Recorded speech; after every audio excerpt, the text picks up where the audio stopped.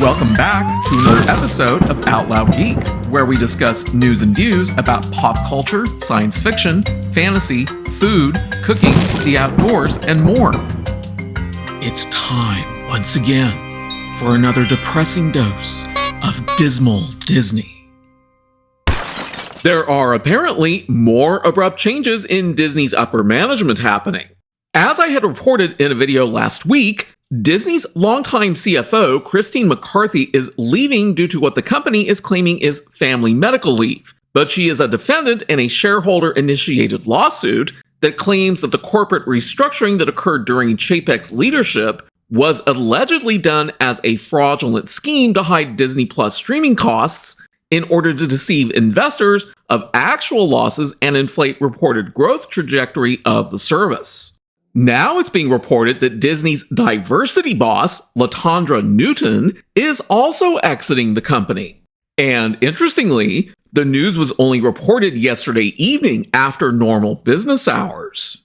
Latondra Newton, who joined the Burbank-based studio in February 2017 after leading Toyota's inclusion efforts, is now leaving Disney to, quote, pursue other endeavors, unquote, wrote Chief Human Resources Officer Sonia Coleman in a memo on Tuesday.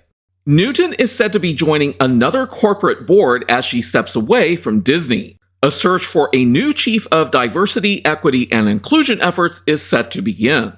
The executive's tenure at Disney ran concurrent to Hollywood's increasing and halting efforts to amplify representation in the industry on screen and off. Newton presided over Disney's DEI initiatives in coordination with executives throughout the company.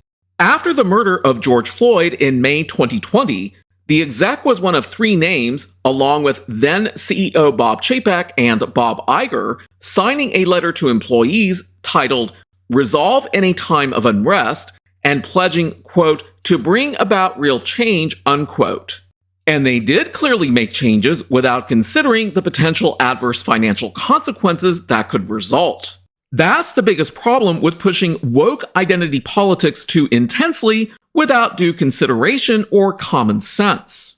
And Latondra Newton is undoubtedly behind a lot of it, just like Victoria Alonso was when she worked at Marvel Studios, with the result being the financially disastrous MCU Phase 4 that's often referred to as the MCU. Shortly after that memo was sent out, Disney donated $5 million to the NAACP and social justice organizations, and after announcing the effort in 2020, launched a platform named Reimagine Tomorrow to amplify representation and track DEI updates. The company directed $140 million in charitable giving to underrepresented communities in fiscal year 2022, among multiple other DEI efforts.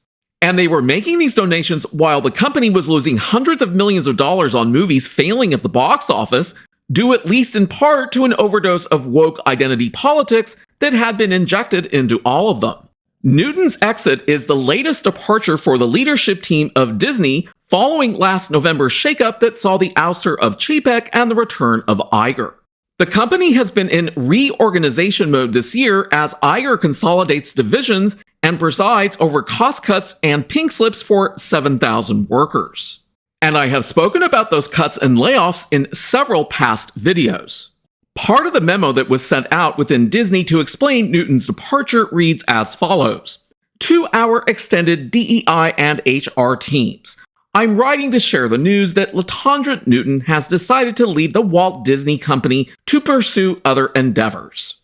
Since joining the company in 2017, Latondra has led the company's strategic diversity, equity, and inclusion initiatives, including partnering with stakeholders across the enterprise to amplify stories of the world by people around the world. She has been dedicated to ensuring every person sees themselves and their life experiences represented in a meaningful and authentic way.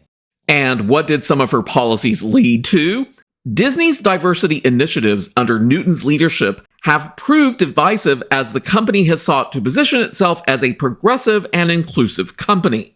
Last year, Disney axed gendered language such as boys and girls in their park greetings to promote gender inclusivity. Then there was the leaked video that showed a Disney official explaining that the company is committed to pushing, quote, queer stories, unquote, and putting in place procedures to ensure that the company is creating enough, quote, gender non-conforming characters, unquote. In other words, quotas and checkboxes. Disney corporate president Carrie Burke said in another video that she would like to see at least 50% of Disney's characters in the future identify as LGBT or a racial minority. And that's utterly ridiculous given that only around 7% of the US population is LGBTQ and only 25% is non-white. And interestingly, Pixar's latest animated movie, Elemental, which I featured in my Who Will Be the Biggest Flop video that I had released on Sunday, has a non-binary they/them character in it.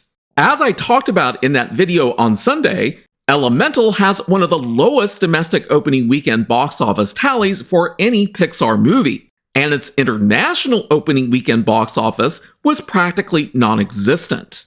And let's not forget that live-action remake of The Little Mermaid that's currently flopping in theaters with its race-swapped mermaid Ariel as played by Halle Bailey. That movie, too, was featured in my Who Will Be the Biggest Flop video. So did Latondra Newton leave of her own accord, or was she fired? Given that she was Disney's diversity boss, her departure goes along with the firing of Victoria Alonso from Marvel a few months ago.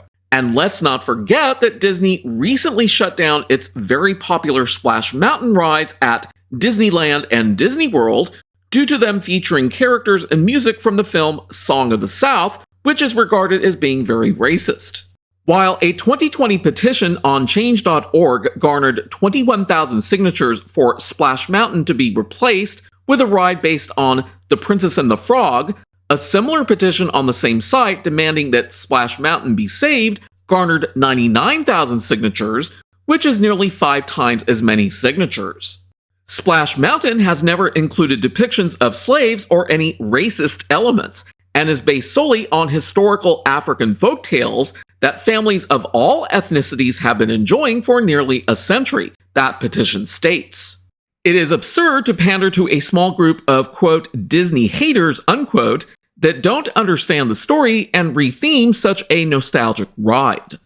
Disney has been losing money, and much of that is thanks to its heavy push of identity politics into virtually everything that the company produces.